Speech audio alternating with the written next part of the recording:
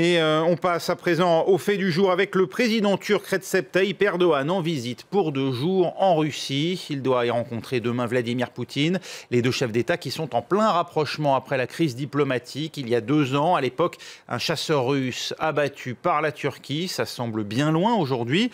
On en parle avec vous, Marc Pierini. Vous êtes chercheur à Carnegie Europe. Vous êtes ancien ambassadeur de l'Union européenne en Turquie. Cette rencontre entre Recep Tayyip Erdoğan et Vladimir Poutine, elle vise à parachever le rétablissement des relations diplomatiques entre les 2 pays. Ce sera notamment l'occasion d'examiner la levée des sanctions économiques russes, d'après vous? Oui, cette visite a 4 objectifs parce que la Turquie est aujourd'hui un petit peu isolée diplomatiquement de ses alliés occidentaux, États-Unis comme Union européenne. Et donc, une rencontre, une photo avec le président Poutine, c'est bienvenu dans le contexte de la campagne référendaire qui se déroule actuellement en Turquie et qui est elle-même incertaine. Donc les objectifs sont en effet économiques, comme vous l'avez dit, mais aussi énergétiques, militaires sur la Syrie et diplomatiques en règle générale. Oui, économique parce que eh bien, les 2 pays finalement sont assez complémentaires. La Turquie a besoin des ressources énergétiques russes, notamment du gaz. Et il y a ce projet de gazoduc, Turkish Stream, qui passe par la Turquie. Et puis la Russie, elle a besoin, elle, de notamment des secteurs agroalimentaires ou encore de la construction côté turc. En effet, tout cela avait souffert après l'incident du Sukhoi abattu par les forces turques. C'est en train de revenir, ça revient lentement, les touristes reviennent à Antalya notamment, mais ça ne va pas très vite. Et l'énergie joue un très grand rôle dans cette affaire-là. La Russie fournit déjà 58% du gaz que consomme la Turquie. Turkish Stream va renforcer cela, il y aura une centrale nucléaire qui va être confirmée. Mais la Turquie est aussi l'instrument d'une stratégie énergétique plus générale de la Russie. La Russie veut continuer à maîtriser les approvisionnements gaziers de l'Europe. Actuellement, il passe totalement par l'Ukraine. Ce n'est pas très bien vu à Moscou. Donc il y a le projet de gazoduc dans la mer Baltique, Nord Stream, et il y a le projet vers la Turquie. Il y a aussi d'autres éléments dans cette stratégie, comme l'acquisition d'une partie du gaz égyptien ou le rapprochement avec le gouvernement de l'Est de la Libye. Et donc la Turquie fait partie de cette stratégie générale, stratégie énergétique de la Russie. Ça va même au-delà, on peut envisager une coopération militaire. On évoque notamment l'achat de missiles antiaériens S-400 à la Russie. La Turquie peut-elle le faire tout en étant membre de l'OTAN et partenaire militaire à ce titre des États-Unis? Alors, juridiquement, la Turquie peut effectivement acheter des missiles russes. La Grèce en possède, par exemple, certains pays de l'Est.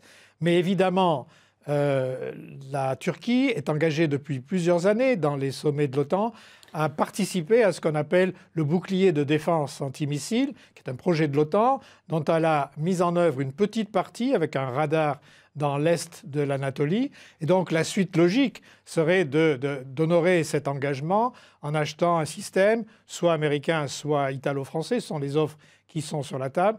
Mais naturellement, la Russie ne verrait pas d'un mauvais œil la vente de S-400 à la Turquie. Ça serait naturellement totalement incompatible avec les systèmes informatiques de l'OTAN, ça c'est bien clair. Mais en même temps, ce serait un pied de nez à l'OTAN. Et comme on sait, la Russie a une stratégie de harcèlement de l'OTAN aérien et terrestre un peu partout autour de l'Europe. On voit bien l'intérêt pour la Russie. Quel est-il côté turc?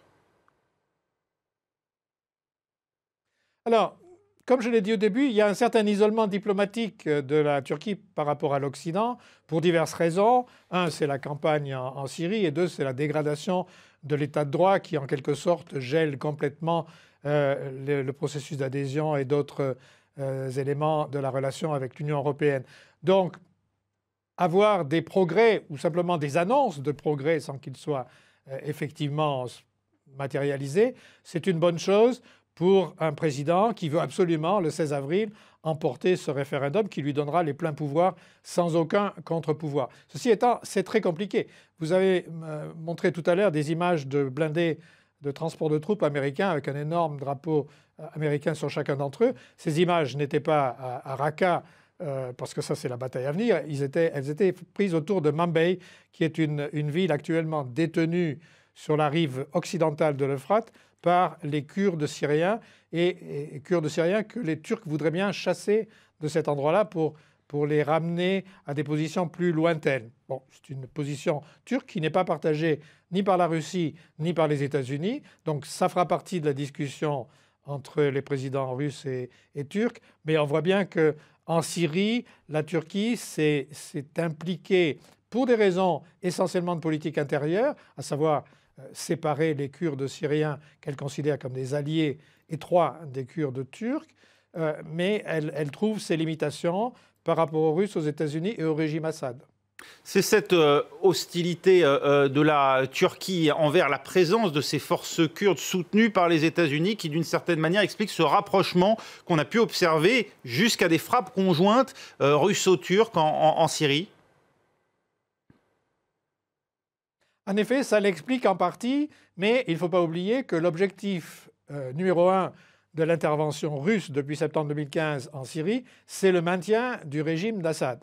Donc la Turquie a dû accepter ce maintien, même si elle fait des déclarations de temps en temps un peu inverses. Mais ça, c'est le principal point. Et donc, on a vu que lorsque la Turquie a pris la ville d'Al-Bab, qui est la porte au nord d'Alep, immédiatement, les troupes d'Assad, soutenues par les Russes, ont fait mouvement vers l'est pour bloquer toute autre avancée des forces turques et de leurs alliés locaux. Donc c'est un jeu extrêmement compliqué. C'est allié, mais allié à moitié ou allié selon les termes russes, si vous voulez. Au-delà du cas syrien, est-ce que ça ne montre pas aussi des différences de lecture, le fait que les printemps arabes et l'essor de rébellions, voire parfois de gouvernements d'essence islamiste, sont quand même perçus de manière radicalement différente par les Turcs et par les Russes? Ah bien sûr.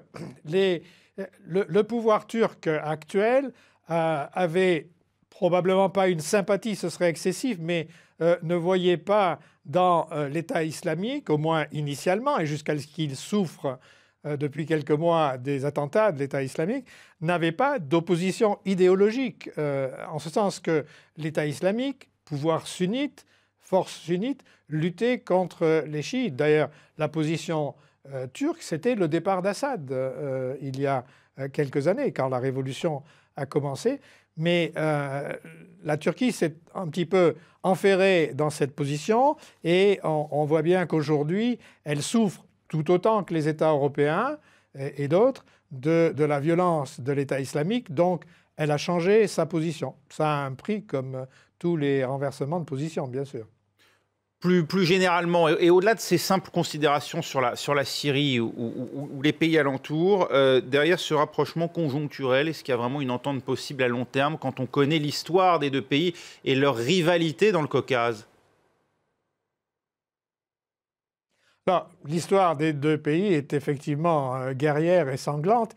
Je crois qu'aujourd'hui, il y a bien sûr une complémentarité sur le plan énergétique, sur le plan commercial, les contrats de construction, le tourisme, tout ça c'est très bien.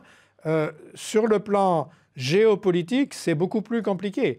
Je crois qu'on est face aujourd'hui, au-delà des images qui seront très spectaculaires et mises en scène de façon très spectaculaire dans les médias turcs contrôlés par le gouvernement, on est là face à une alliance de circonstances, tout simplement. Cette conjonction de forces rend service des deux côtés. Néanmoins, n'oublions pas que l'implication turque en Syrie, elle ne peut plus avoir pour objectif la chute d'Assad, bien entendu. Elle peut bien sûr continuer à combattre l'État islamique en partie, mais elle a surtout pour objectif de diviser autant que possible les Kurdes syriens en différents districts. Ils en avaient 3 initialement, ils en ont 2 aujourd'hui, et la Turquie aimerait bien que ça redevienne 3, pour pouvoir les affaiblir dans un futur règlement politique qui ne va peut-être pas tarder, en tout cas pas des années. Et ce règlement politique en Syrie, il se fait aujourd'hui selon les termes russes. Il faut bien le voir, la réunion d'Astana il y a quelques semaines, c'était ça, la Turquie était là, elle faisait bonne figure, mais les termes étaient dictés par la Russie. Et donc, la Turquie continue de jouer ce rôle diplomatique. Il est plus de façade, à mon avis, que de réalité. La Russie, naturellement, dicte les termes principaux de ces évolutions. Merci beaucoup Marc Pierini d'avoir répondu à nos questions. Je rappelle que vous êtes chercheur à Carnegie Europe et ancien ambassadeur de l'Union européenne en Turquie. Recep Tayyip Erdogan, lui, est donc pour 2 jours en Russie. Il doit rencontrer demain le président russe Vladimir Poutine. Voilà.